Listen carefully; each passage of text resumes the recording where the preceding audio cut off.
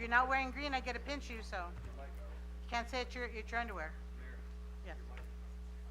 It's on. Oh yeah, made sure it was on. Okay, good evening, everyone. It's March 17th, St. Patrick's Day. Welcome to the City Council meeting, City of Calimesa.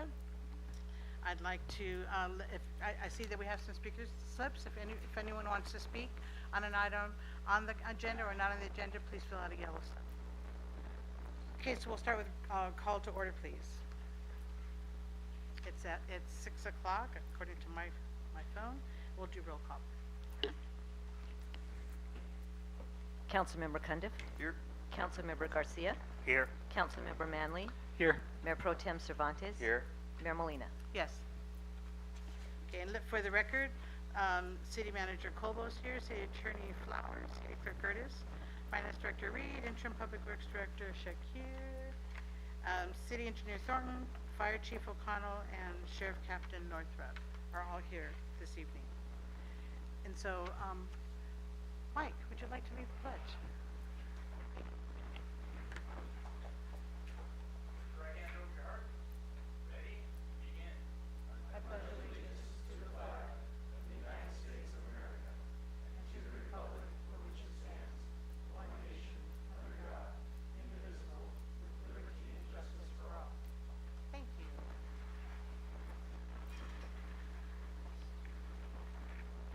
Okay, this evening we're pleased to have a presentation. Eileen Flores, Southern California Edison PSPS and Wild Mitigation Plan Update. She comes to our city often. Thank you so much for coming. It's always nice to see you.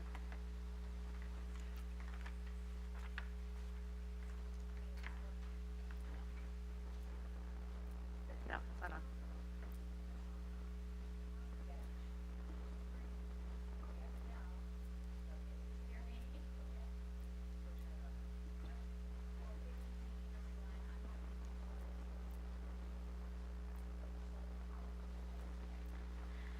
I want to thank, oh, there we go.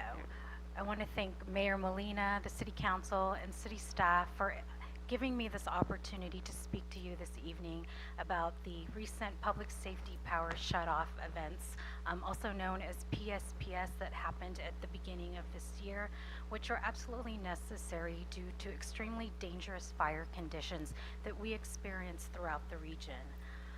This event was one of the largest and most complex since the inception of SCE's PSPS program, driven by the widespread extreme winds, highly flammable vegetation, low humidity, and extreme fire risk. We were faced with an extraordinary convergence of extreme weather conditions. We recognize the hardships and frustration that our customers experience when we must shut off power, which is why the decision to shut off power is never taken lightly and only used as a last resort to protect the public, our employees, and the community. This evening, I will talk about the January 2025 PSPS events. PSPS is one of the many tools that are part of our wildfire mitigation plan. So here on this slide, on the right side of the map is SCE's service area. It identifies the areas that the California Public Utilities Commission and CAL FIRE have identified as high fire risk areas. The orange is the Tier 2 and elevated fire threat, and Tier 3 is extreme fire threat. SCE covers about 50,000 square miles, that is the size of our service area, and we have over 51,000 miles of SCE overhead distribution and transmission lines, and 14,000 miles of those lines travel through high fire risk areas. So we have about 27% of our service area in the high fire risk areas. This is a map of the distribution circuits that serve the city of Calimesa. There are 10 circuits, and 9 of them travel through high fire risk areas. If you'd like to see what circuit serves your home or business, you can go to our website, to this website. It's called Dr. Pep. Type in your address and it'll tell you which specific circuit serves your home. And then this is the CPUC high fire threat district map that you can actually visit online and type in your address. City of Calimesa is marked by the green star, and as you can see, the city is surrounded by high fire risk areas. While the city itself is not a high fire risk area, the areas that our circuits travel through to deliver service to your home or business travels through a high fire risk area. So here we have, so while we de-energize customers for the safety in the past, SCE officially started using PSPS as a tool in 2018 during periods of high winds accompanied by dry vegetation and low humidity. It is just one of the many strategies that are part of our wildfire mitigation plan, which is approved by state legislators. While disruptive and often frustrating for customers, PSPS helps protect our customers, our communities, by reducing the risk of catastrophic wildfires. During the January PSPS events, we identified over 70 instances of damages in areas in which we had de-energized for PSPS. Had the lines remained energized, in some cases, the damage could have ignited a fire. And beyond these 70 incidents, the de-energized wires prevented faults that could have caused fires. SCE is committed to improving and looking closely at ways to reduce PSPS usage with increased grid hardening and enhanced monitoring, and to assist customers during the disruptions caused by this critical safety tool. So I know that a lot of folks have, this is a common question and comment that I'll get from our customers, is that I've been living here for 10, 20, 30 years and it's always been windy and you've never shut off power because of wind. Why are you doing it now? Like I had mentioned, when we consider a PSPS, it's not just due to wind. We're looking at other elements. We consider PSPS when there's strong wind, very dry vegetation, and low humidity that's forecasted. And under these conditions, a fire could spread rapidly. PSPS reduces the risk of that winds could cause flying debris to hit our lines or damage our equipment and cause a fire. Our meteorologists review weather conditions daily using both internal and external weather models. They track periods of high winds and low humidity. Our fire scientists calculate the dryness of local plants and grass using both modeling and biweekly sampling across our service area. We consider PSPS when there is a risk of our equipment being the source of an ignition. We also have a number of situational awareness tools out in the community. We have about 1,700 pole-top weather stations for real-time monitoring on or adjacent to the circuits in scope for the event, and SCE crews patrol circuits before and during PSPS events to provide additional information regarding actual wind conditions and actual weather conditions out in the communities. In advance of any PSPS event, SCE has plans in place to reduce the number of customers affected and potentially switch some customers from affected circuits. So this is our ideal notification timeline. About 4 to 7 days, we start planning for potential PSPS if we do see weather conditions that may require us to do a PSPS. And then as we get closer to the strong wind events, that's when we'll start notifying cities and our public safety partners so they can also start planning for a potential PSPS. And then 2 days ahead of time is when we'll start contacting and notifying customers that are served by a circuit that is in scope for a PSPS. And then during an outage, we will also send notifications. I know people say, well, I know my power's out. Why are you notifying me that it's out? But we want you to, it's mainly to confirm that your outage is due to a PSPS and not other reasons like a repair outage or for some other reason. So restoration time can typically take about up to 8 hours after a circuit has been released for inspection. Once the wind event has subsided, we will then schedule the inspections. We want to make sure that it is safe to re-energize these circuits. Obviously, we want to make sure that there isn't any damage, or if there is, make sure there isn't any debris in the circuits. If there is damage, of course, further delays may take place because we have to fix that circuit. And then for remote circuits that may require helicopter or foot patrol, we usually have to wait for that to take place when there is daylight. So that could lead to additional delays.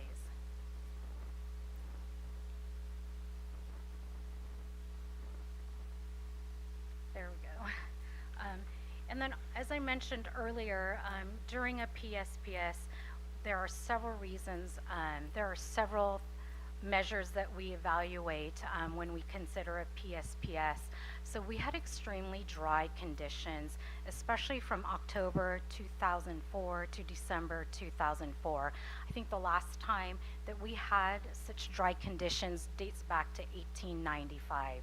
So a lot of the vegetation in the area was very receptive to fire.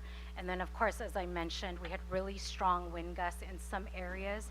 We had winds between 70 and 80 miles per hour, and in some areas we had it up to about 100 miles per hour. And then we have the fire potential, the fire size potential, that was also a concern. In some areas it was somewhere between 5 to 10,000 acre range of a potential size of the fire, and in some areas it was larger than 10,000 acres, and in the areas where there was 100 mile per hour gusts, it was about a 40,000 acre potential. And then here we have some of the numbers that we experienced during this PSPS. We had more than more than 600 circuits that were in scope for a potential PSPS, and we actually de-energized over, I think it was about like 300, somewhere 350. So we had, as you can see here, we had over 712,000 customers that were notified that they may potentially experience a PSPS, and we had to de-energize about 365,000 customers.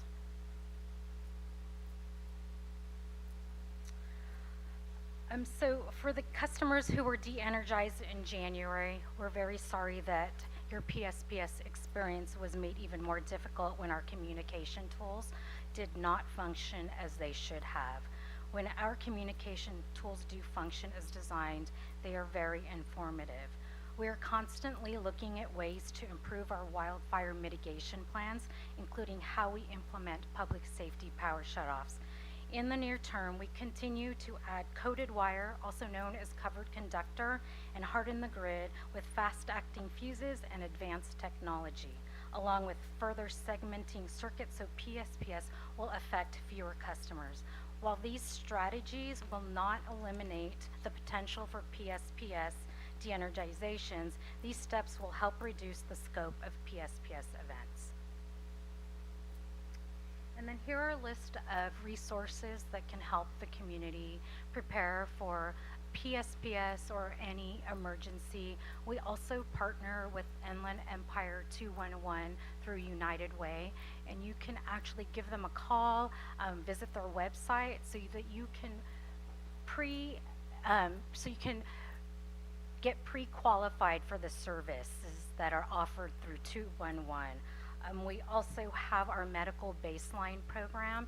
If you are dependent on medical equipment that uses electricity, I urge you to sign up for this program.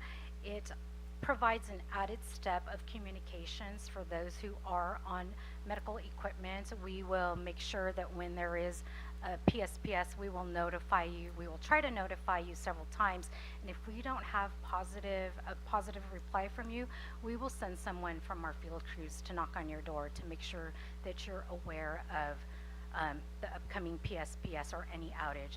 Also, it helps you qualify for the battery backup program. There is a program that if you're part of the critical care program or medical baseline and you live in a high fire area, you qualify for a battery backup program that can help power the equipment that you need for your medical condition.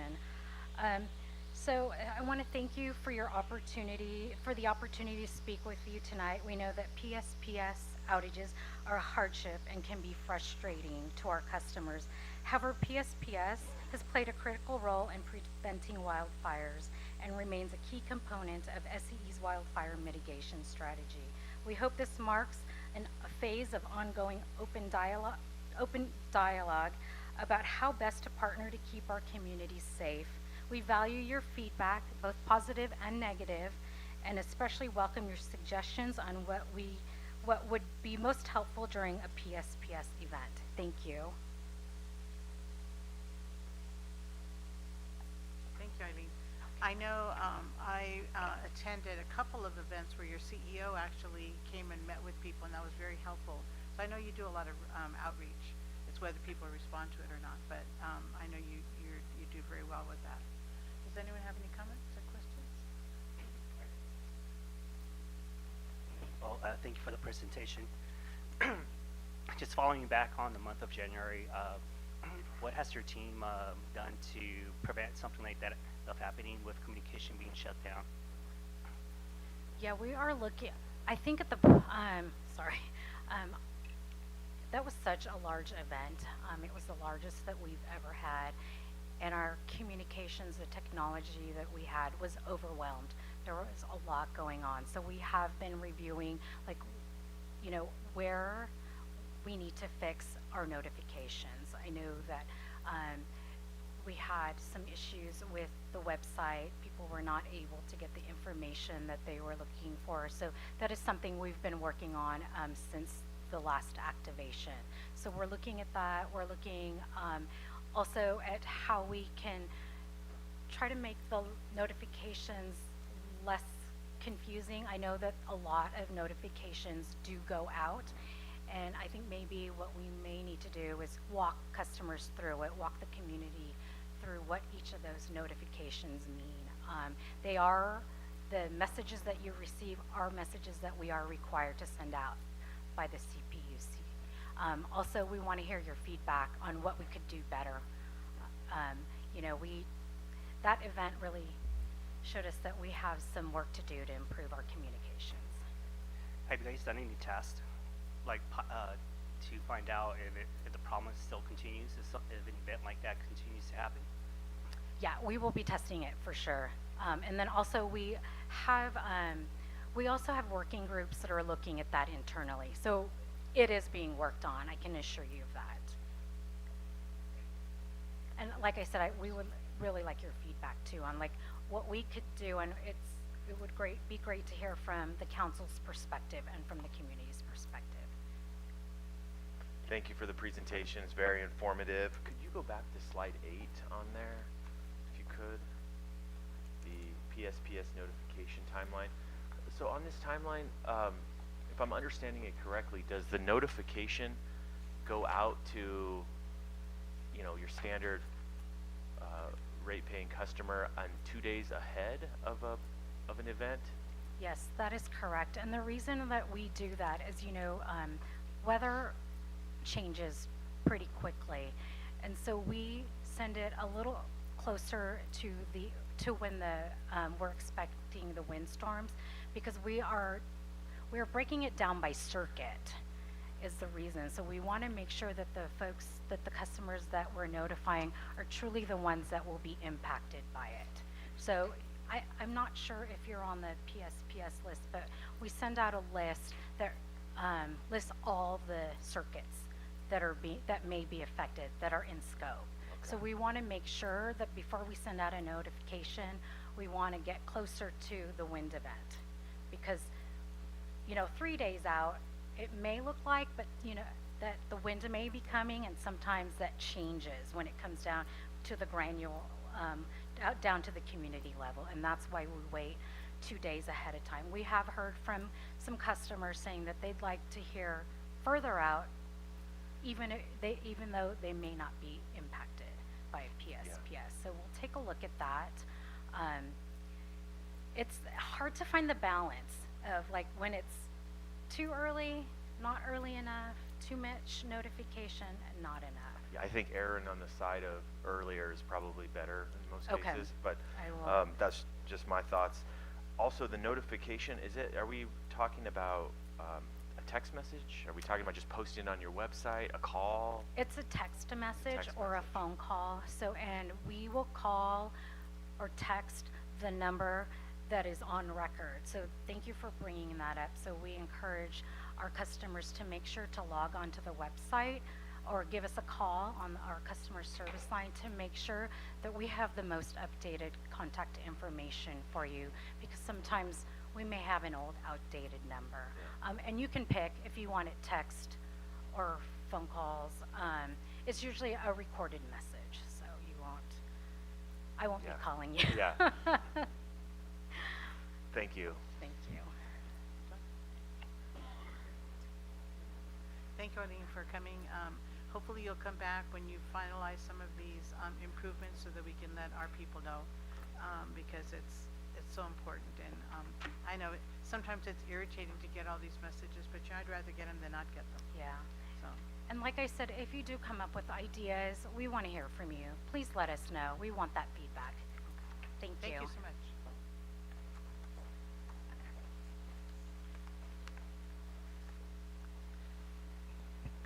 Okay, we have some communications from the public. Eliser Kies.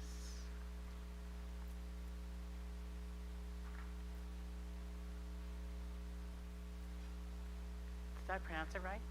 It's Eliza Keyless. Oh, Eliza, oh, Yes, ma'am. it looks like a C instead of, that's a Z? Yeah. Eliza, let me fix that, thank you. Sorry about that.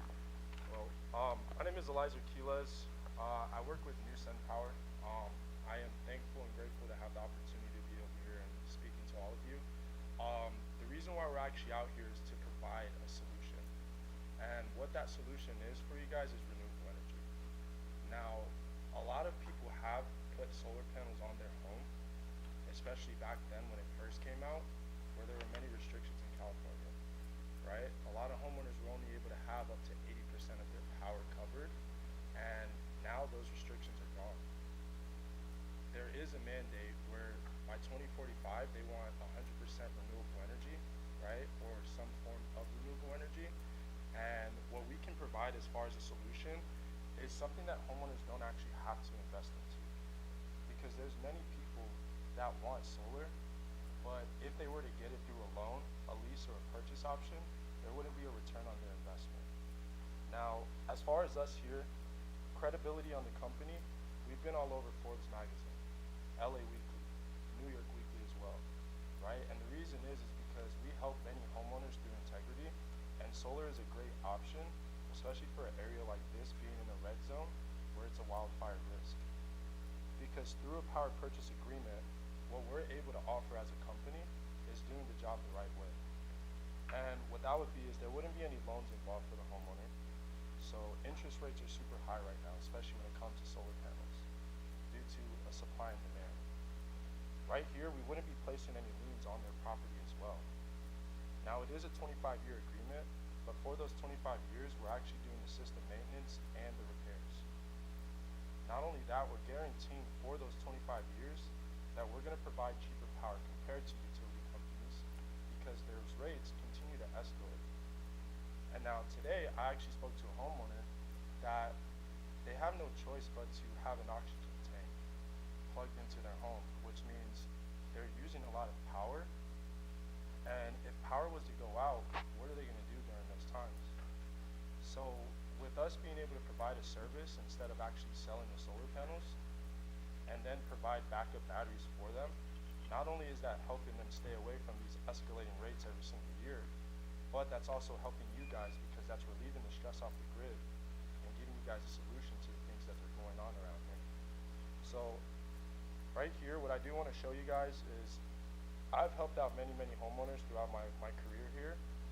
Norco, they love us in Norco, right? We've been a great benefit in Norco. Danny Acevedo, which is Mrs. Acevedo's husband, she was the mayor, but we helped them out with this program as well, and we were able to benefit them. And as far as credibility in a company, we do have someone here that we check up on all of our clients every single year. Okay, can you wrap up your presentation? Your time is up. Can you wrap up quickly your presentation? Yes, absolutely. So, all I'm here to do is give you guys a solution for the things that you guys are going through, which is wildfires, right? That'll help Edison relieve stress off the grid. That'll help homeowners be able to have power in those times where they have to safely shut off the power. Thank you so much for your presentation. Thank you. Victor Otero. Okay. Did you want to give up your time? Okay. Excuse me? No. Thank you. Okay, Paul Onifer?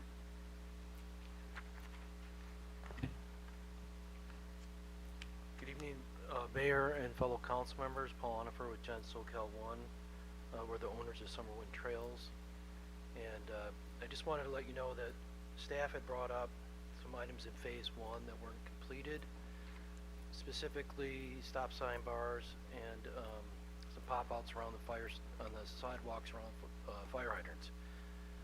The pop-outs around the fire hydrants were missed by our guest builders, and we're going to get that taken care of. The stop sign bars are a little bit different.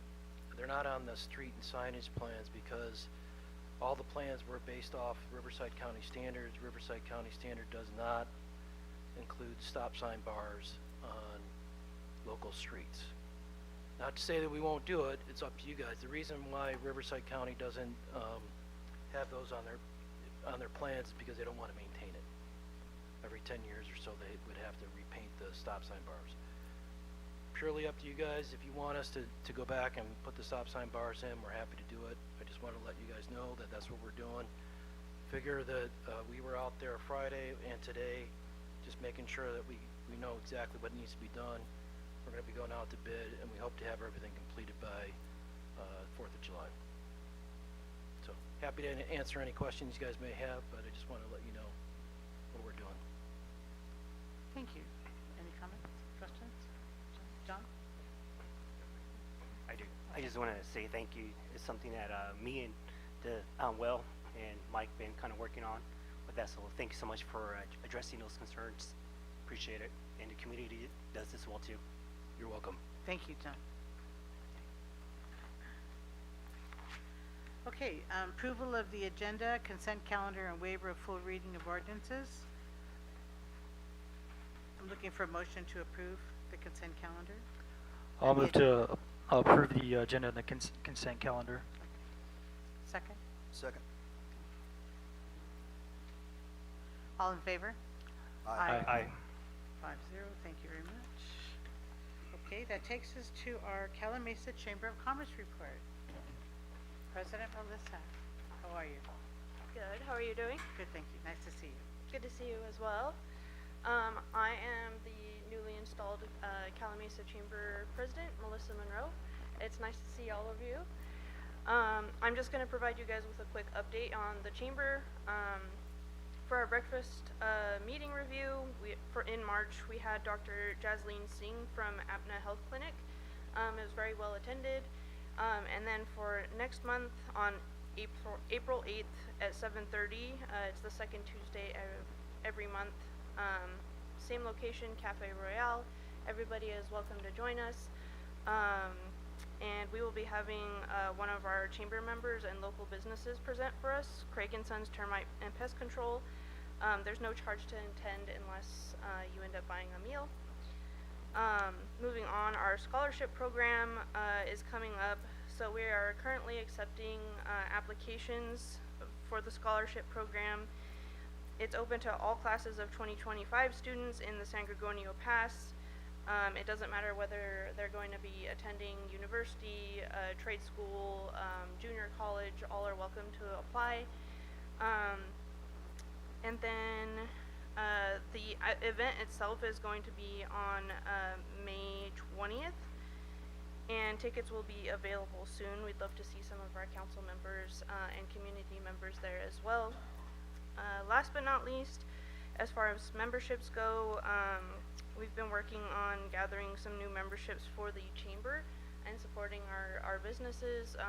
As of March so far, we have two new members joining the chamber, 5 membership renewals, as well as a total of 112 members. That was all I had for you guys today. Did you have any questions for me?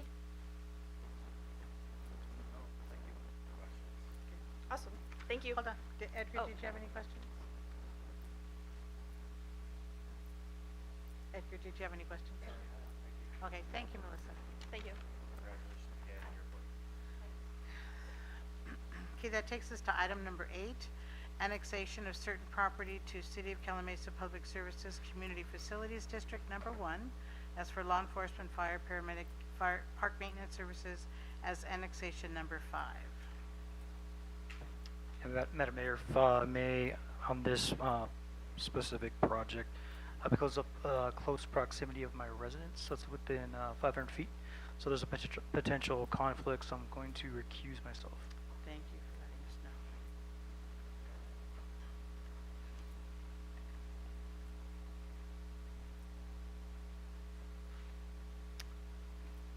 Okay, I'll take this one, Madam Mayor. Good evening. This item is to approve the annexation of the 5th Street townhomes located in the vicinity of 5th Street and Avenue L into CFD1. As a brief background, CFD1 was formed in 2006 to provide funding for law enforcement, fire, paramedic, and park maintenance services. It's meant to pay for enhancements to these specific services as a result of development rather than supplanting revenue for existing services. All new development has annexed into CFD1 since its formation. And this includes major developments such as Singleton Heights, JP Ranch, and Summerwind. The 5th Street Townhomes tentative track map was approved by the Planning Commission on July 22nd, 2024. Only Planning Commission approval was required for this project, as the project is allowed for development by right, as it is within the residential infill priority area overlay zone. This concludes my report, and we have Lynn Gruber, the city's financial advisor, and Marianne Goodkind, our city's bond counsel. They're both available to answer any questions regarding CFD1 or this annexation. Thank you. Thank you. Eric, do you have any comments? No, I have, I don't have any comments or Okay. questions pertaining to this. Thank you. Jeff? Edgar? Okay, well, that's, so we're looking for adopt resolution 2025-08, a resolution annexing 5th Street Townhomes project into City of Calimesa Public Services Community Facilities District Number 1, law enforcement, fire, paramedic, and park maintenance services as annexation area number 5. So I'll entertain a motion in a second. So move. I'll second. Thank you. All in favor? Aye. That's 4-0. Thank you very much. Thank you, ladies, for coming Thank you. tonight. It's nice to see you both.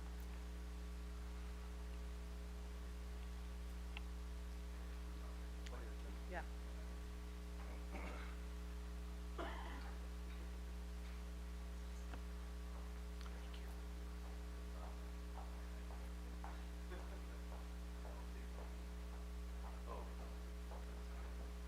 Thank you, John. Okay, item number 9, ordinance number 409, an ordinance of the City of Calimesa, California, repealing section 2.65.060 and the campaign contribution limit set forth therein. I will take this item as well, Madam Mayor. This item is to introduce an ordinance to repeal the city's campaign contribution limit.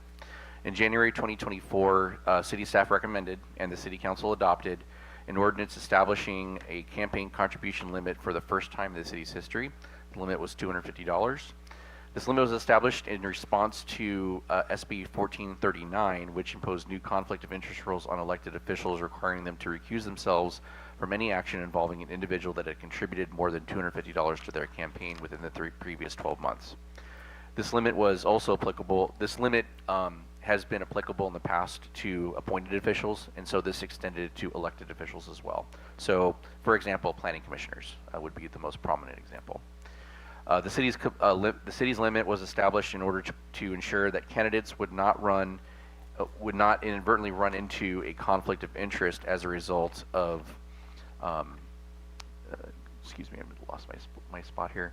As a result of contributions made to them that were larger than $250. We're just trying to avoid the conflict altogether. The first election that the new limit was applicable to was this past November's election. Several unintended consequences were observed as a result of the limit. First, since the city never previously had a limit, since we didn't have a limit, the city defaulted to the state's limit, which was $5,700 for cities. That has actually since increased for this next election cycle to $5,900. And so this did cause some confusion among candidates that were not aware of the city's new limit. Secondly, it could prevent candidates, especially non-incumbents, who may not have the name recognition from being viable candidates, because campaigns do cost money, and trying to get your name out there does have a cost associated with it. So we want to be sensitive to that and ensure that people have an ability to participate in the process. Another consequence that I think we realized was that political action committees, or PACs, do not have limits as to spending. They're not controlled by candidates, but they don't have any limits to what they can spend. So creating a low limit may cause PACs to have an outweighed influence, which is certainly not the intent of the city's limit. We talked about what the intent was. And Calimesa wasn't alone in this confusion, as SB 1439 itself created a lot of confusion among the state and significantly reduced campaign spending for local offices. As a result, actually, the state legislature passed 2 new laws last year to address some of the issues caused by SB 1439. One of these changes was to increase the threshold for disclosure and potential recusal from $250 to $500. It also extended the time that a candidate has to remedy, which is usually giving the money, but the contribution back, from 14 days to 30 days. There are other provisions too, but those are probably the 2 most pertinent ones. So I think we're seeing with this particular item is that we were perhaps fixing a problem that wasn't really a problem. And so we didn't have a campaign limit before, and it hasn't really caused an issue for the city to date. So for these reasons, staff is recommending that the City Council repeal Calimesa Municipal Code Section 2.65.060, which will default the city limit back to the state code limit, which again is going to be $5,900 for this next election cycle. And then in this case, candidates would then be responsible for monitoring their compliance with the Political Reform Act as it relates to campaign contributions. That concludes my report. Happy to answer any questions, and our city attorney, Stephen Flowers, also available to answer questions as well. Thank you. Thank you very much. I've neglected to ask, I know we don't have any speaker slips. Have we had up to now any written requests on any of our topics tonight? I always forget to ask. Okay, thank you. Okay, so we'll open up to council members. Do you have any comments? Questions? Yes. So if this was to be repealed, then we would default back to what the state's current guidelines are? That's correct. Yeah, we did not have an ordinance in place prior to the one we adopted, so that was the default before. Cities can set any limits. They can set a limit lower than that. They can set a limit higher than that. They can say we don't have a limit. But if you're silent on it, it then defaults back to the state. Okay, so in the event that we decide to pass this ordinance or repeal of this ordinance and want to put forth one that has a new threshold of 500 with no cap on it, what would we need to do that? I'm not sure I'm following the question. So instead of reverting back to what the state has, so if we use the $500 limit, which is the starting point to have someone on the council or appointed recuse, the max contribution limit would then be what, 50? What was the number? Well, those are Okay, two. so, Those yeah, are there's two different things. those are two different things. So the Yeah. $500 limit is the threshold under state law for disqualification of a decision that affects the donor. Right. So that's not anything that this ordinance touches, or actually the city has discretion to touch. The question is, what should be the maximum campaign donation limit, independent of what is disqualifying? And under state law, the default is $5,900. Right, and so my question, maybe I'll try and word it a little clearer. If we repeal this, it doesn't establish any other limit except what the state has given us. Is that correct? Correct. So if we want to change that number, that 5,900 that the state has set forth, what do we need to do that? enact a new ordinance that changes the limit. Okay, so that would be something that we would direct staff to look into, and then that would have to come before us. Come back, and- yeah. Okay, Yeah, you would basically have the same language that you have now in Just change the number. 2.65.2.060. We would just change the number. you see what I'm saying? So if somebody wanted to contribute, let's say 10 grand, for instance, Yes. from a company, the ABC company, Yeah, they could only take 5,900. correct. But if we don't have a cap of 5,900 and we make it 100,000 for, say, number's sake, then they would be able to receive that $10,000, still have to abstain from the vote. Correct, yeah. Got it. Even if it's 5,900, they'd have to, if it's $501, they'll have to, Right. even though it's allowed under our ordinance, they'd still have to recuse themselves if ABC company came before the council. Got it. Yeah. Thank you.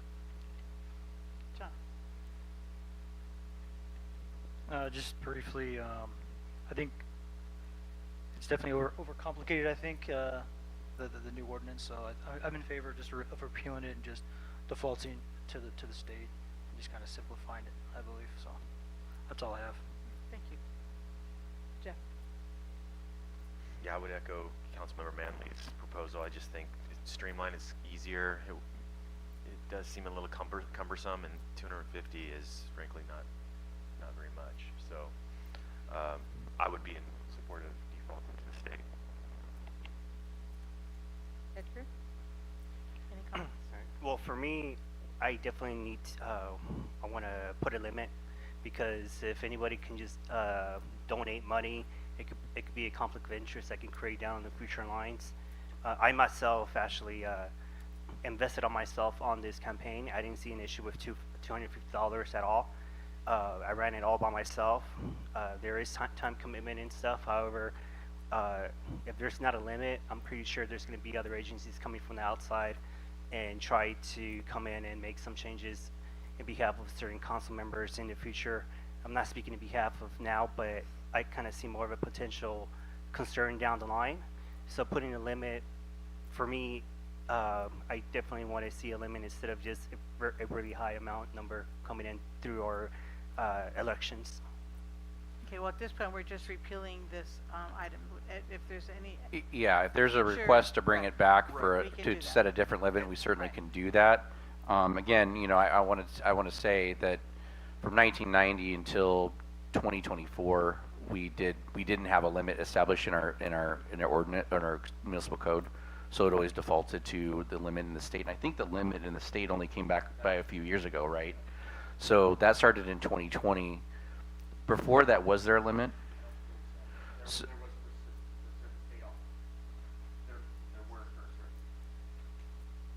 Other elections, but not for local council elections. okay, so now there was no limit here for the first 30 years. Then the state came out with a limit that they adjust, it looks like every 2 years. So it was $5,700 this last election cycle, will be $5,900 now. So if we don't have a limit set here, there still is a limit, but if the council wants to set a different limit than that, we certainly can do that. And that was kind of that was to my questions. But I would like to make a comment about this overall, the impact of it. As we just ran, 3 of us did for this election cycle.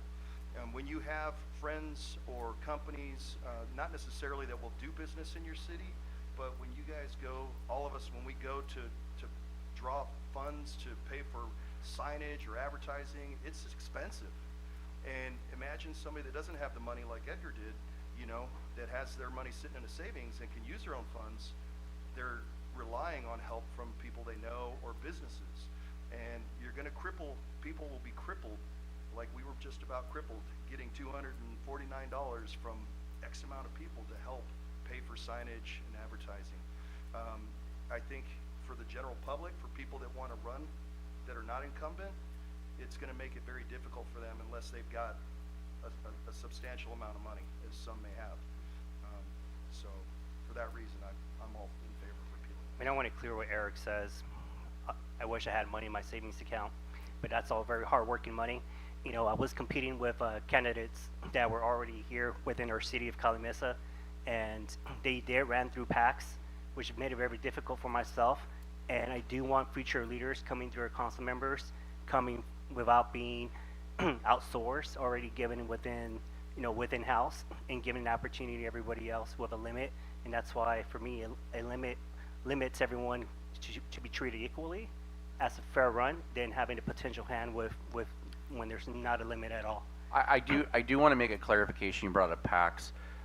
This would not apply to PACs because PACs are not regulated. Independent PACs, which I think is what you're referring to, we cannot regulate it. They're regulated by the FPPC. Right. So regardless of what we set a limit here, if a PAC comes along and says they're going to endorse a candidate or whatever, they're going to spend money, that's an independent from that candidate. There's no, we can't limit that.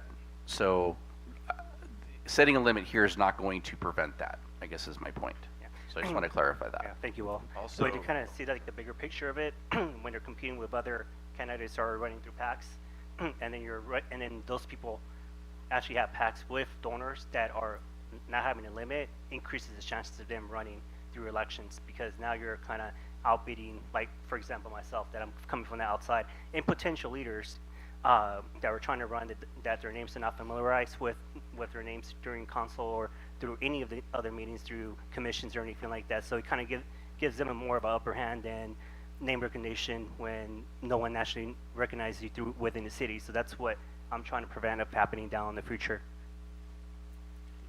Jeff, go ahead. Yeah, so I think the PAC, you're concerned about the PACs is a deeper philosophical issue that's way above our pay grade here. But I just want to clarify for your sake, Councilmember Garcia, I think that there will be a limit, $5,900. So just because we're repealing this, it doesn't mean we don't have a limit. It just means it defaults to the state limit, which is $5,900. So there is, in that sense, an equal playing field with regards to that contribution limit. But I think Will said it goes over, if it's 10,000, then they have to repost and not go for those votes, right? No. The limit, anything, if you're, okay, so I just want to make sure we understand. A contribution from an individual or a company to a specific candidate. So you're disclosing that on all your forms that you have to file, right? If you make if any individual makes a donation of more than $500, then you would have to recuse yourself if you have a decision in front of that body in the next 12 months, the following 12 months. So the limit's not 10,000, the limit's 500 for disqualification. That same person can donate up to $5,900. An person or company can donate up to $5,900 if we repeal our ordinance. And it's still disclosed on all the forms, but because they donated more, if there's an action in front of the council, that council member either has to return that contribution or they have to remedy it. So that's usually how you remedy it. And if that doesn't happen, then they have to recuse themselves from that action because it's considered a conflict of interest. So it's not 10,000, it's 5,000, it's $500, anything over $500. So that, again, the conflict of interest rules and the canteen contribution rules are two different things.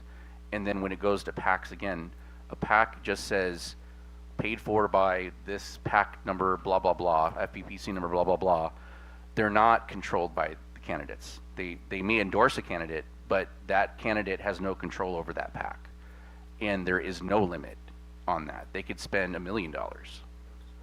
And there's no disqualification because they're not, even though they endorse that candidate, that candidate can't control. It's, I don't want to get into the legal weeds of it, but I think it's a freedom of speech thing. I think is what it comes down to, correct? City And they're Attorney, just Mr. loopholes Attorney? around trying to get those candidates in.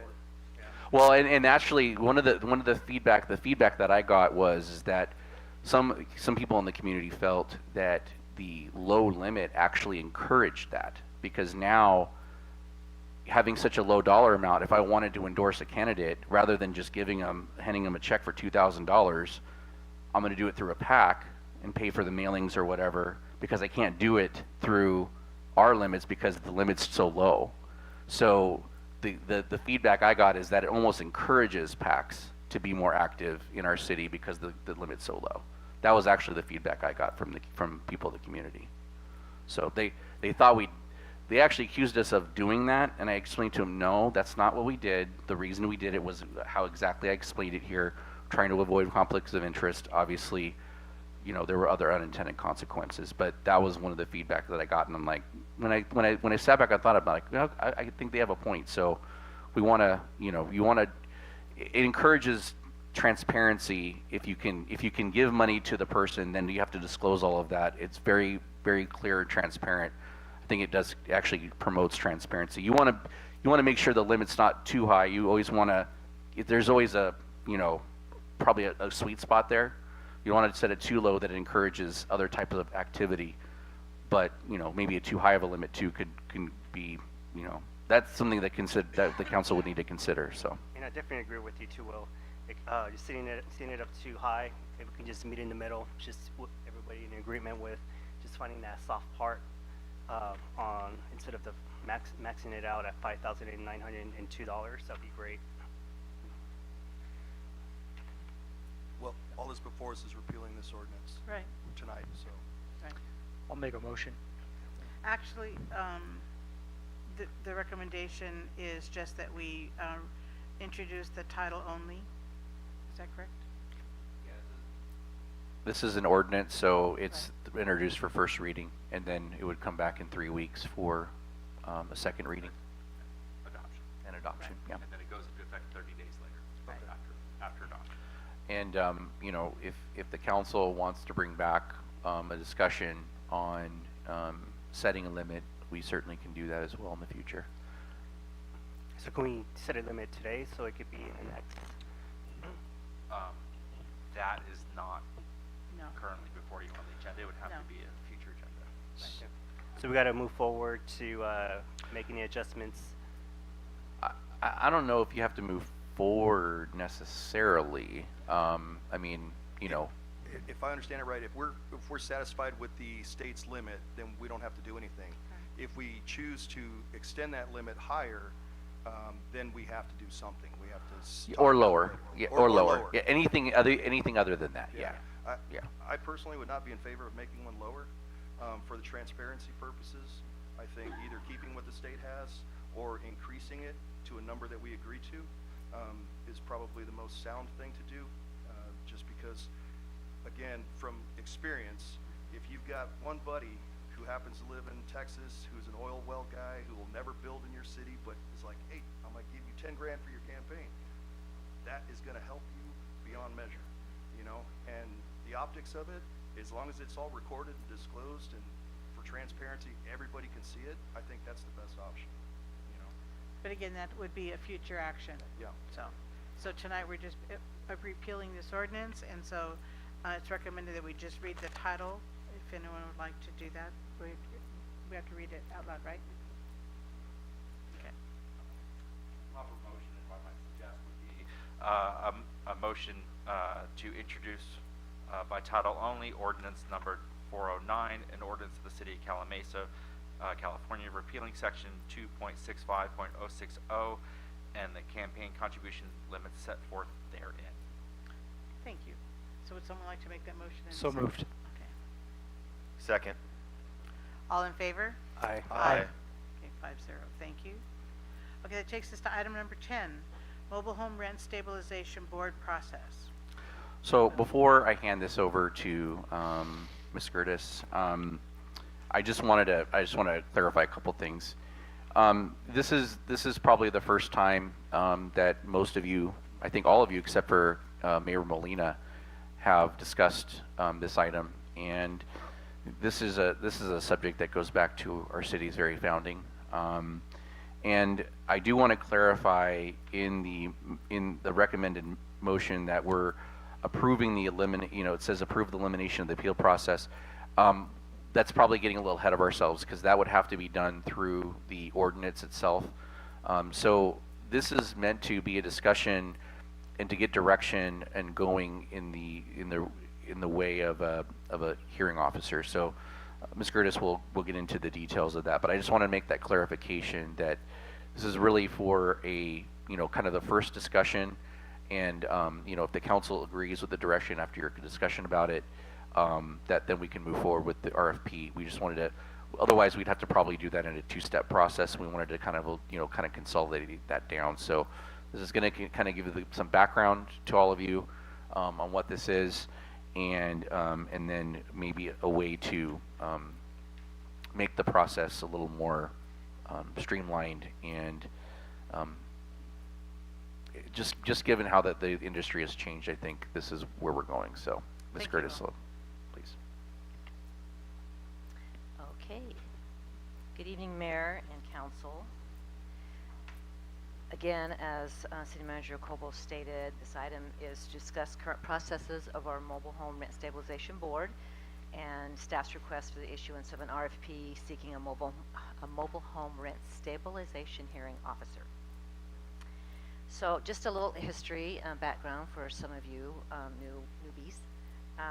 The Mobile Home Rent Stabilization Ordinance and Administrative Rules establishes the Mobile Home Rent Stabilization Board, and their duties include hearing applications for special rent adjustments and capital improvement rent adjustments. The makeup of the board consists of 5 members and 2 alternate members who are appointed by the mayor with the consent of the full city council. 1 member is a Calimesa park owner or a park owner's representative.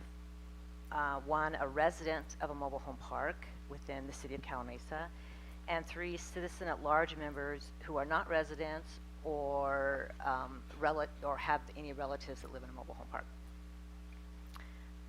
The alternates, then there would be an alternate for a park owner representative and an alternate for a park resident representative.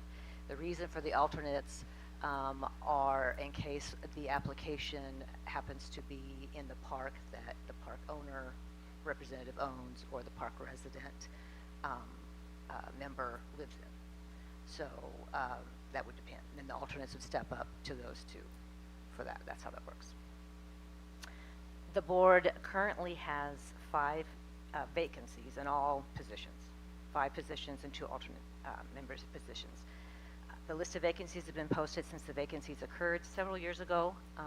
Our last application was in 2014 for the special rent increase in Rancho Calimesa Mobile Home Park. That was denied by our board, appealed to the city council, denied by the city council, and then we got sued. And they lost. Okay. Staff believes the lack of interest of citizen volunteers to serve on the Mobile Home Rent Stabilization Board is due to the overall complexity of the special rent adjustment applications and the issues associated with the overall process. Stephen can probably go into more information about the complexity, and we can get to that if you have questions. These applications that come before you, as Mayor Molina knows, are not easy decisions to make of a board.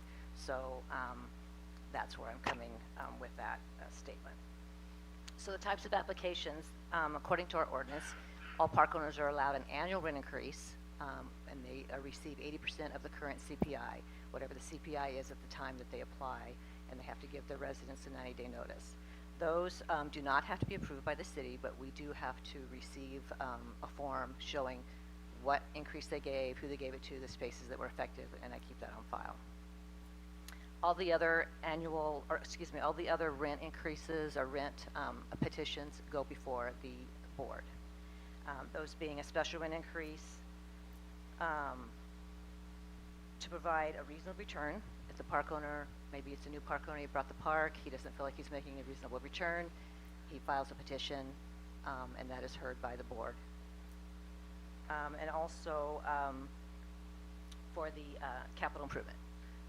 And I have been in touch with a new park owner for the Californian Mobile Home Park who has indicated to me that he would be making some improvements in the park, and so he has not submitted an application or petition at this time. However, I have been in contact with not only himself but his attorney answering questions, so it's coming. So we need to be prepared in whatever it is that we're going to do when we get that application. Okay. Find myself here, sorry. Okay, as indicated in the staff report, the City of Yucaipa City Council analyzed their mobile home rent review commission process based on ongoing reoccurring issues. City of Yucaipa has 41 mobile home parks, and rent control in that city is a different monster than it is in Calimesa. Although we still have, we still have applications that have been here. The results determined a lack of a 5-member commission, The issue that a quorum of only 3 members could result in not coming to a unanimous decision, whereby the application would be denied and most likely would be appealed to the City Council. This would increase the costs associated with the overall process and would likely have financial implications for the residents of the said park. Therefore, in 2023, the City of Yucaipa conducted a request for proposal seeking a mobile home rent review hearing officer in place of its mobile home rent review commission. For the same reasons, our staff here would like to follow in Yucaipa's footsteps and commence the RFP process seeking a mobile home rent stabilization hearing officer. Following conversations with the City of Yucaipa staff, they stated that they have not received any applications since they put this into effect in 2023, which I guess is good news for them and for the residents. So I can't provide you with results on how it's going in Yucaipa, but Amy Grayson, who some of you know, who has been our city attorney and she is the mobile home expert for many years. In fact, she helped write the ordinance for the City of Calimesa in the 1990s. So she's very familiar. She has worked with mobile home rent control attorneys who have served as liaisons, hearing officers for others, and she has been one, I believe, herself. Yeah, okay. So she's very knowledgeable and a good person to have in our corner, so just so you know that. The scope of the work, I had some questions from Councilmember Garcia before the meeting this week, and was asking about the scope of the work for the hearing officer. So the hearing officer would essentially, their position and their scope of work would be the same as our commission, which is already laid out in our ordinance. They would coordinate the hearings with staff, review the case documentation, conduct the hearings, hear testimony and evidence from parties, prepare the written determinations of decisions made, determining legal and evidentiary basis for the decision, conduct legal research as appropriate, and perform all work necessary to handle the city's administrative hearings under the ordinance related regulations. So costs would be reviewed and determined through the RFP process, but most likely would be a not to exceed amount in the contract and with an hourly billing rate. If we didn't have a petition, then there wouldn't be any costs going out. Of course, those petition years, yeah, it'd be as needed, yes. So, you never know when you're going to get something, so we just need to be prepared. So, we also have the mobile home rent stabilization ordinance provides a monthly rent control fee, which went into effect in 2011. When they first adopted the ordinance, that provision was in the ordinance in the 90s, but they never adopted a registration, or excuse me, a registration fee, but a rent control fee by the park owners. And those monies are to help pay to administer the ordinance and any issues that come up with any kind of mobile home issues. So in 2011, we did a review of the ordinance, and at that time, that's when we decided to put in the rent control fee. So the rent control fee is paid by the park owner to the city, and they can pass half of that on to the residents. So every resident every month on their statement, there's $1.79 rent control fee that they pay.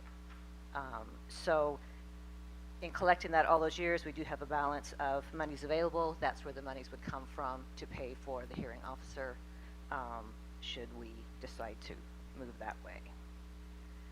So should City Council direct to commence with the hearing officer RFP process, staff will return with revisions to the ordinance and administrative rules to amend the current process. And that concludes my report. I'm happy to answer any questions. Thank you, Darlene. Very well covered. Okay, we'll start with comments. Thank you, Darlene. You did a great job putting this together, and I know it's been difficult because we haven't had these positions filled for so long, and I can appreciate you and the rest of the staff getting ahead of this in anticipation of these projects. So I just want to say good job. Thank you. That's all I have. Thank you. John? Yes, Darlene, you mentioned it was as needed. I didn't catch it. Did you say there was like a retainer? Is there a fee to retain these services, or is it just solely going to be billed as? Yeah, we wouldn't put that in our RFP for a retainer. It would just be on as needed basis. Like in UKIPA's RFP that they put together and that they did, there's no retainer. It's not to exceed $50,000 a year, and then it's, if they're used, it's an hourly rate. Okay, I appreciate that. I'll just give my comments when I'm at it. I do think just getting some of the history before on this, it is a pretty complex and lengthy process. So I think to be able to put somebody that's a professional in charge of it, I think is probably a really good idea. And it's going to be as needed, which hasn't been too much, but if it is, and it's definitely could be a big deal, we're going to have a lot of lawyers involved, and it's easily can get appealed to the council as well. So I think it'd be nice to just kind of do it right. So I'm in favor of just getting this proposal for the hearing officer. Thank you, John. Jeff? Happy to hear that it's a as-needed basis too. I didn't know what the cost would be associated with it. And in theory, I like the idea. I think it makes the process simpler, streamlined. We have someone who handles it for us. My only concern, and I don't know if this is kind of getting ahead of ourselves here, would be it definitely limits community involvement, right? And so it's like we're trading the community's voice, right, and giving it to this individual to make that decision. If I'm understanding the process, I don't know if you know the intricate ways the process works. And would the council at all maintain any kind of like veto right or anything like that? Let's say the decision was made and like we disagree with it. Can we say, you know, or anything? Are we just giving over the decision making to them and they make the decision and it's done? Well, that would be when maybe the appeal process stays with the council. So 2 points. If you were to replace the board, the role of the board with a hearing officer, they would perform the same function. The community could still provide input into that hearing. It just wouldn't be in front of a board. It'd be before. Okay, so there would still be an opportunity for the community to voice their concerns, to give their perspective. Yes. Okay, all of it would be the same. All the affected residents are going to get notice of the decision Right. or in advance, and so they can participate, they can present evidence. Okay. They believe that the evidence presented by the park owner is inaccurate. They have a chance to make that argument. It goes in front of the hearing officer, who then is chosen for their technical expertise to actually wade into the data and decide whether or not it merits approval or not. And then under the current ordinance, there is a right of appeal to the city council.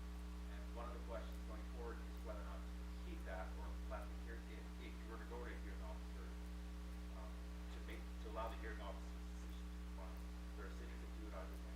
Okay. So there's potential still to have that So oversight role as an appellate body to review the decision below. I like maintaining that proviso if possible, but I would just add the only thing I would caution with that is that this is a very, very legal process, and there's a lot of legalities that go to it. And you know, when you tie things that have a very legal context to them with something that can be very emotional, that could obviously make decisions very difficult, right? But you know, if you know, let's say there's a situation where a hearing officer rules in favor of the park owner for the rent increase, it's appealed to the city council, and the city council may reverse that decision because they feel it's too much of a burden on the residents. Well, unfortunately, you know, we're up against the law, and you know, the city could get sued, and if it's found that the rent increase was justified, then it still goes through, and we incurred all those legal costs. And those extra legal costs could actually be passed on to the residents, so they could actually end up in a worse spot than they were before, and we would have no control over that. So once it leaves us, we're not the final arbiter, and then the park owners can just walk away and do nothing. It's not like a planning commission decision or a city council decision on a development, let's say. That's a discretionary action. So there is, you know, you have to, it's kind of a gray area of how much discretion the council would have in that context. So, you know, obviously it's up to the council's, you know, prerogative to, you know, the policy decision on how you want to conduct this, but just keep in mind there are very legal aspects to this that have to be kept in mind. no, thank you for those those considerations, because I wasn't thinking about all of those, so it does impact the way I think about it. Thank you. Edgar, did you have any comments? Yes. Well, I sent an email out earlier this last week. One of the things was just because I saw the agenda, the elimination of the appeal process. That's a big concern for me, because if the residents of the senior center is not in agreement, they should have an option, and they should have a choice in their opinion to voice out for an appeal process if they're not in agreement with the officer, because the officer, now you're eliminating the middle person, the appeal process, and going straight to an officer, that an officer can directly make that final decision and can definitely affect the residents around that area. It can be increasing by their rent control, and they are dependent on what they're receiving on their income, because they're fixing an income. So I'm seeing more of a concern down the line that can affect the residents instead of helping them out. I do see the pros on the structure behind it, but I do see the cons, the negatives that can affect the community as well as a whole. So just eliminating that process of appeal, it's a big concern, because the school districts too, they have an appeal process as well too. So if parents are not in agreement with anything, they have to go through the appeal process to challenge that decision. And I believe that the residents should have that decision as well to appeal any decisions that they're making. So with that, I do want to ask a question for Will. I know you said there's a legal portion of this affecting, so if we move forward with this agenda, legal can actually be affected on the cost. If we keep it the way that it is, it will not affect the city on the legal portion of it. It still will. Anytime there's an application, there's still a good deal of legal costs that are incurred. But again, we would use it from those funds that have accumulated over time. So there's still, anytime there's an application, legal is definitely involved. Again, because this rent control ordinance is there's a very, very specific process, and there's also state law that we have to follow. And, there are, rights on both sides, right? There's rights of, obviously, the residents, and there's rights of the owners. And so that's one of the things too. One of the things that wasn't mentioned is that if we do not go in the direction of doing a hearing officer, and we can't fill the board, right? So we've had applications for the board, but based on the application we had, we only filled one spot, because it's from residents of Park. And if that's not enough for a board, you have to have at least 3 for a quorum, and then they still have to rule unanimously. So absent a ability to make a quorum, the default body right now, it was just the city council. So you would just be the hearing officer right now directly. But the only cost we would not incur is the cost of that hearing officer. Essentially, there's still a lot of legal costs at the back end to process things and review the evidence and review all the documentation that we would incur. That again would come from those funds that have been collected. Yeah, and actually, because now we're going to have to absorb some of the work, so it does add additional work for Darlene and myself, and for our city attorney's office as well. We're going to have to rely on them for more things. So, that, to be honest with you, it may end up being a wash in terms of cost. So that's where we are again right now. If someone were to put an application in today and we did nothing, it would just come straight to the city council for the decision. So maybe probably having somebody before the officer as in hearing. Some cities do have kind of like administrative hearing, but for our ordinance, the hearing officer makes the most sense in lieu of the board. And then again, like we talked about, we certainly can keep the council as the appeal. So that is certainly within the purview and the power of what you have to do. So, if that's the direction of the council, we would bring forward the ordinance written as such. Yeah, the only thing that I have a concern, because with great responsibility comes with great power, especially a position like that. A lot of people get upset, and they're going to voice out their opinions, and especially when they're voicing out their opinions with the officer, they have to kind of put their emotions to the side and make it clear judgment on what's best, and sometimes as humans, we don't make the best judgment and we go based on feelings, and that's the thing that I do not want the seniors to get affected. Well, based on that. and that's actually why we do the RFP process and a hearing officer, because they have the ability, because they have the legal knowledge and the experience with this and knowing the ordinance and knowing the law, so that they can look at things objectively. That actually does, because I think having the board, we need people that don't understand all of this stuff, and so it certainly I think the emotion level rises to the top, and the decision becomes more subjective, whereas with the hearing officer, it's more objective because they understand the law, they understand that they can look at the data, look at the evidence, and look at the case law, right? There's lots of case law out there that can guide them in terms of, when decisions have, been appealed to courts, how did the courts look at it? Because, ultimately they still could end up there, and that's ultimately going to be the arbiter of those kind of things. A lot of times I think these things do end up in courts because inevitably there's going to be a party that doesn't like the decision, right? So there a lot of times this does end up in court because of that reason. So based on data, what's the percentage on the within our seniors here in Calimesa, the population within the townhomes, or the public homes? The mobile home The parks? mobile home? Yeah, mobile homes. I don't have that information right off the top of my head, but we have 8 mobile home parks, and there's about average of 150 probably in each park. So there's probably, at least 3,000 to 4,000 residents in the mobile home parks. So that's roughly what, maybe put that in percentage.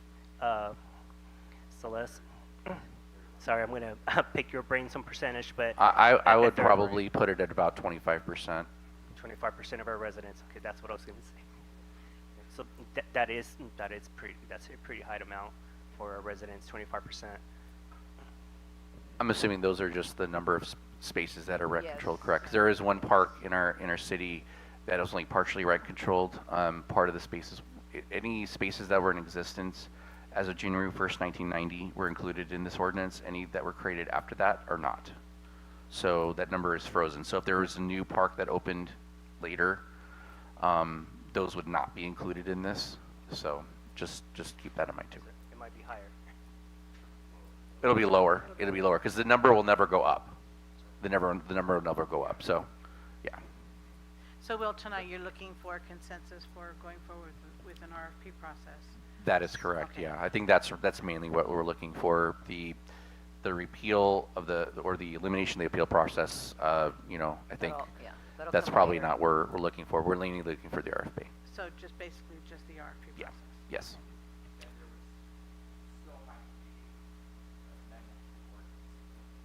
Right. Right. This isn't a final decision tonight? Right. It's just a direction to look at our options? Yeah, we have to go through RFP process, present recommend a firm or an individual.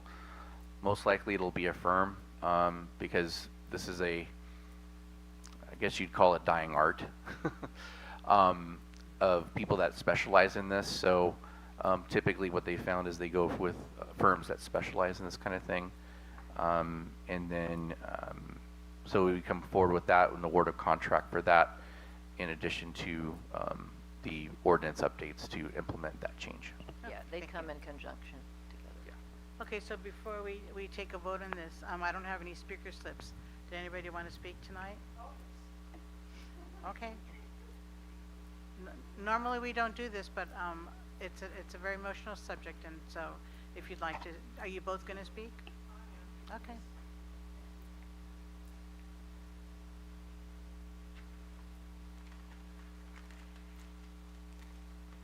My name is Donna Johnson. I live in California.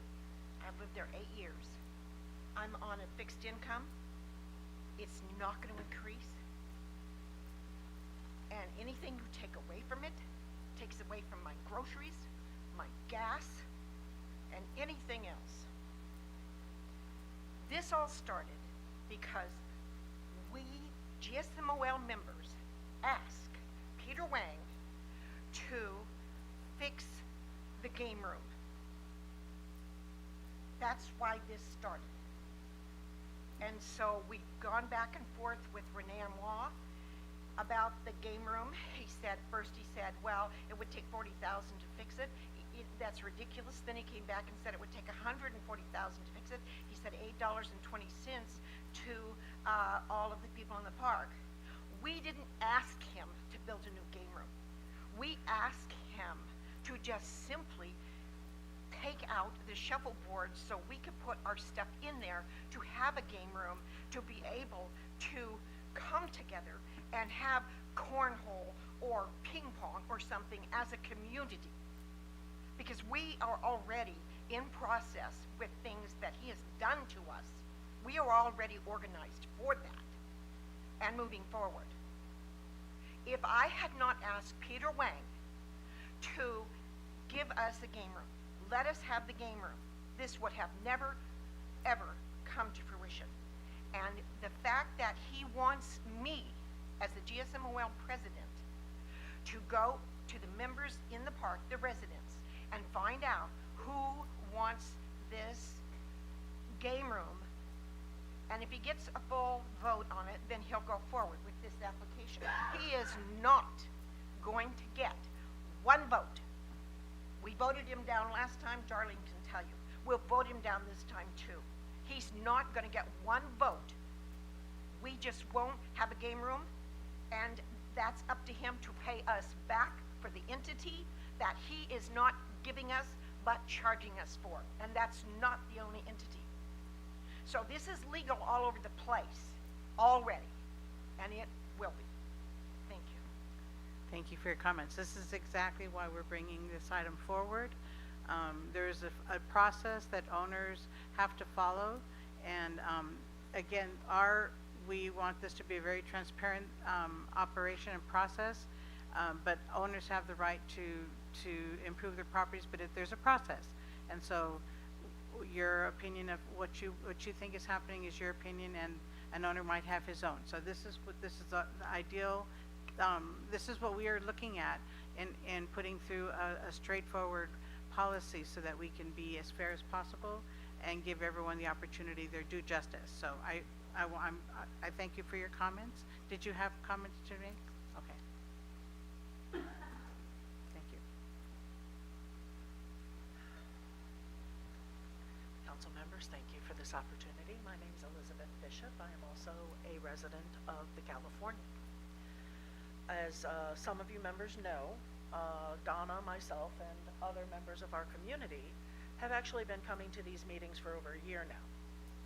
And Mr. Wang's tactics were the justification for us first bringing these concerns to you, in specifically regarding rent increases and so forth, and the rent stabilization that the city has. We were concerned that he was going to find a way to circumvent it, which is why we started coming, and we've been in dialogue with members for the past year. That being said, Mr. Wang's tactics have been going on for longer than the shuffleboard room. It started when he first bought the property and tried to pass on as capital improvements costs that should have been covered under his operating expenses, maintenance, and so forth. For one example, the lighting in the park was severely deficient. There's no safety in that park. There's no lighting, okay? And when we brought this up to him, his answer was to pass the costs off onto us when it was a reasonable and justifiable cost to the owner himself under safety regulations and so forth. So the lighting should have been maintained for safety issues, and it was not. And that's just one example of Mr. Wang's attempts to try and pass off the cost for absolutely every single little thing that we try to address with him. That being said, in regard to the ordinance and the decisions before you, I would like to please remind you, we are homeowners, okay? This is not an apartment community, okay? We don't have an HOA. We don't have anybody that is protecting us or advocating on our behalf except for us, okay? I did not know about this board you're speaking of. Had I known, I would have applied a year ago to be on it. And I strongly ask you to consider the fact that if you get rid of, even though it's not filled at this time, in favor of going with one person who makes that decision, you're kneecapping us at every turn. As Donna said, we are on fixed incomes, as everybody is. Everybody's on a fixed income when you look at it that way, okay? If you change it to where it's one person making that decision, you're taking away 3 people, if I understand what you said correctly, who have no vested interest in the decision, whichever way it goes. None. In favor of one person who has ultimate power to make a decision. Now, that's not to say it doesn't go before you and you don't have to decide on it still. But again, you're eliminating 3 people's voices who have no vested interest in the decision whatsoever, which handicaps us as homeowners. So I ask you to please consider that. Thank you for your comments, both of you. Okay, so I'll entertain a motion to, whether we give consensus to our city manager to move forward with the RFP process.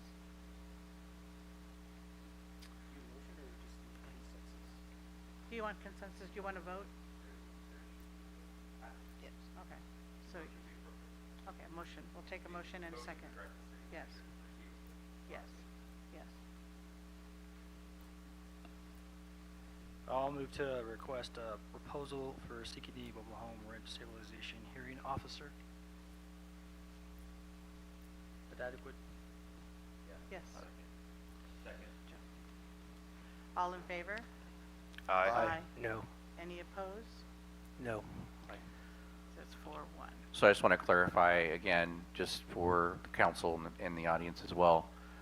This is just a first step in a multi-step process. This is just a, we go out there and see, because, the other aspect you can think about is we could go out to bid and we don't get any proposals, right? So that also is a possibility. So nothing's set in stone until the ordinance changes. We operate as it is today. Got a question, Will, and the team here. They made a statement saying that if they knew, they would have actually applied. Can we move forward for now? And They both have applications in applications. already, but they are in the park. That would be the park. for Yeah, the they would have to application, recuse. They so couldn't. They wouldn't be able couldn't to serve participate anyway. on the hearing for their own park. Process in the current ordinance actually provides for that by allowing for alternates to serve when a member of the park is disqualified because the decision would affect. And those are the only 2 applications we have, correct?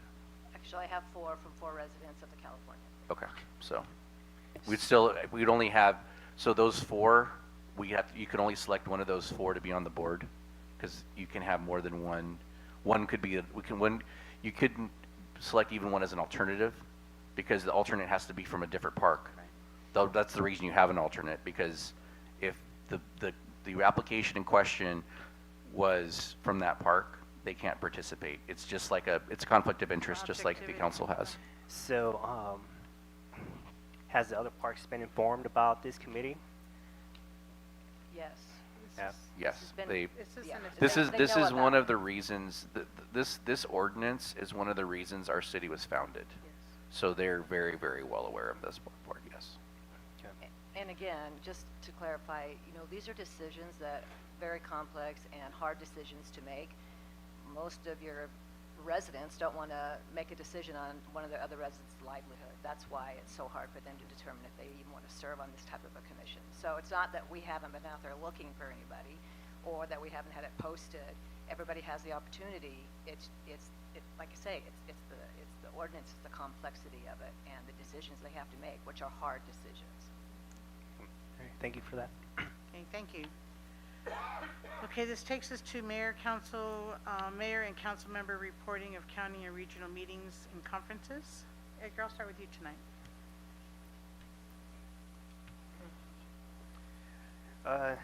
No meetings besides meeting with our city manager and Mike, and just how the team is doing an amazing job within our community. So thank you for that. Thank you. Jeff? So I have no report on any county or regional meetings. Just want to say something about the mobile home rent stabilization process that I just want to reiterate what's already been said, that this is just a first step in a very long process. So no decision was made tonight whatsoever on that. So just if you have an opinion or you want us to hear what you think on that, please. We're open to that. We'd like to hear from you. And but I just want you to know that nothing has been decided. We will be thinking very carefully about this process the whole step of the way. All right. So that concludes my comments, Mayor. Thank you, Jeff. Eric? Thank you, Madam Mayor. First, I'd like to thank staff, obviously, for all their hard work and putting this packet together and all this information and stuff. So, March 10th, participated in an ad hoc sheriff's meeting with Councilman Manley. Not to get into too much about that, but it was a very productive discussion, and so we look forward to some information to pass along at some point with that. March 12th, it is RTA committee related.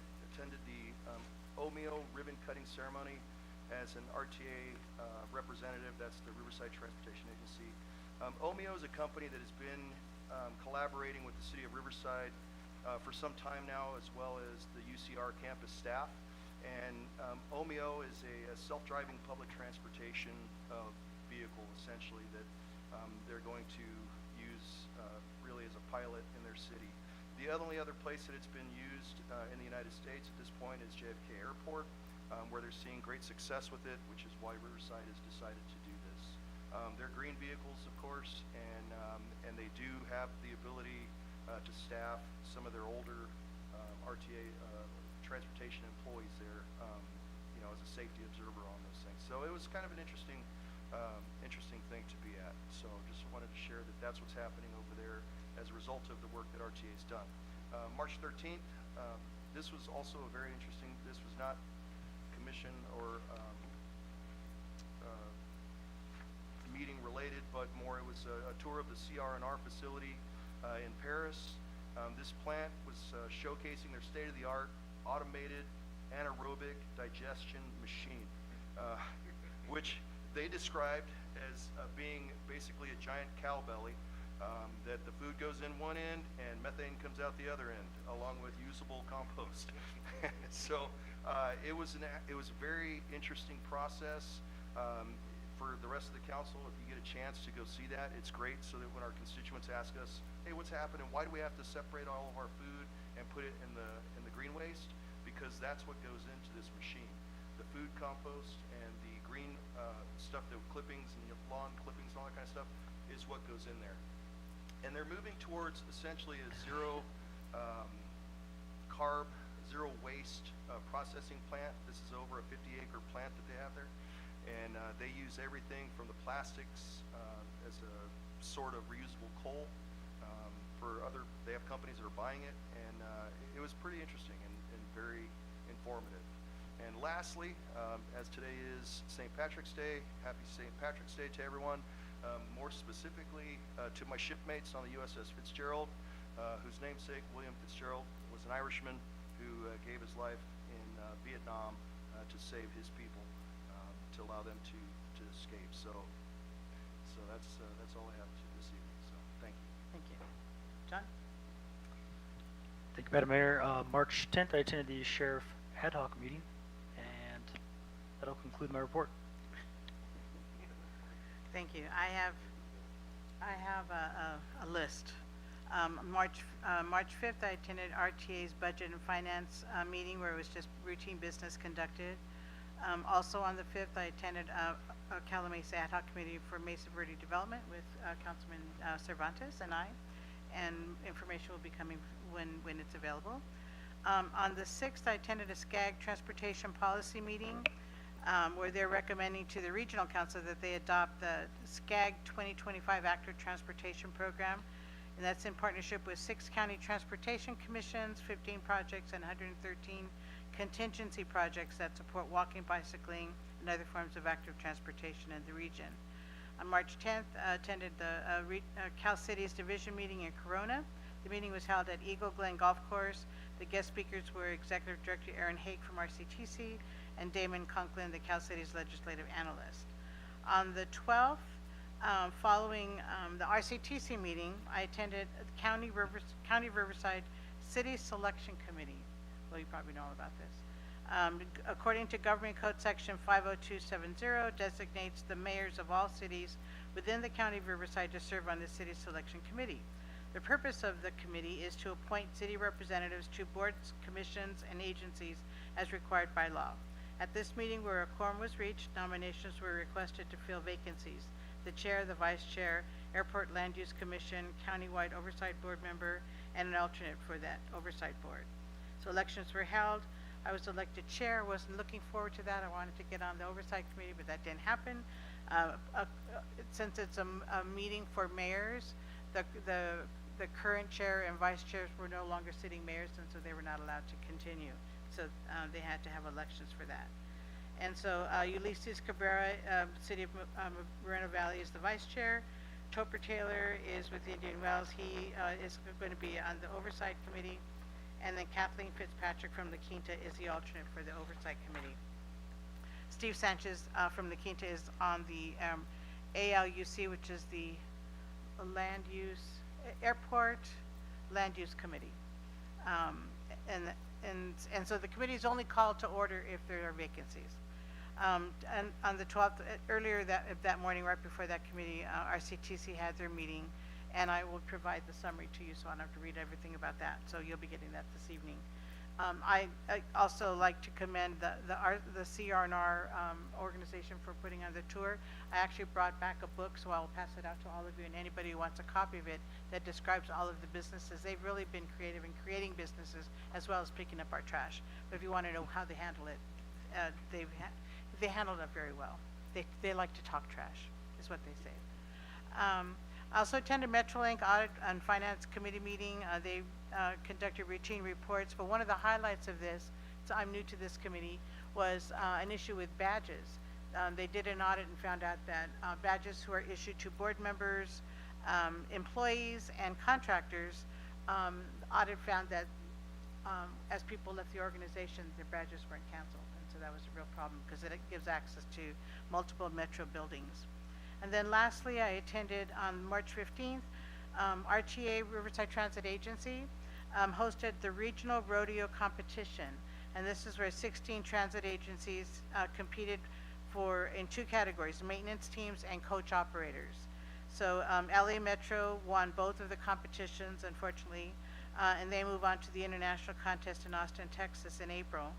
But RTA, OCTA, Foothill Transit, Montebello, Long Beach, etc. It's 16 altogether. So it's very fascinating. And to see the expertise that they have, and you know that there's competent people driving our buses. And that completes my report. So we'll move on to City Manager comments and reports. Thank you. Thank you, Madam Mayor.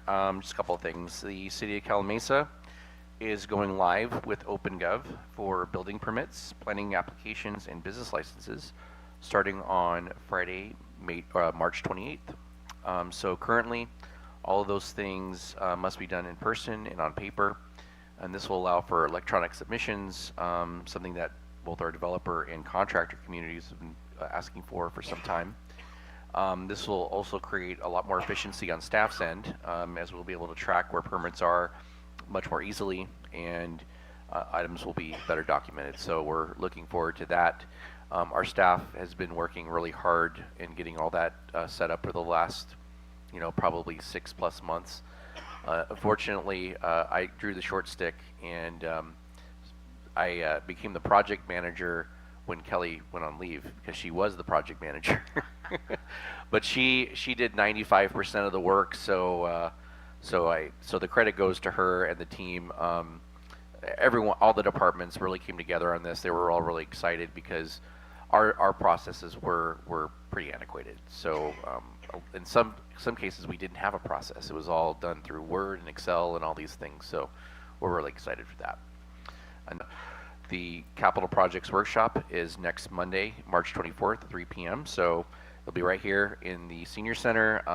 You can attend live in person or watch on YouTube, just like any other council meeting. And that completes my report. Thank you. Thank you. I'll defer to our city attorney before we have closed session item tonight, before we adjourn. The City Council will now recess to closed session to discuss item A, conference with labor negotiators pursuant to Government Code 54957.6. City negotiator Will Koval. Represented employees are the Calimesa Professional Firefighters Association. Thank you. Thank you all for coming. Ladies, if you did you turn in your yellow slips? Did you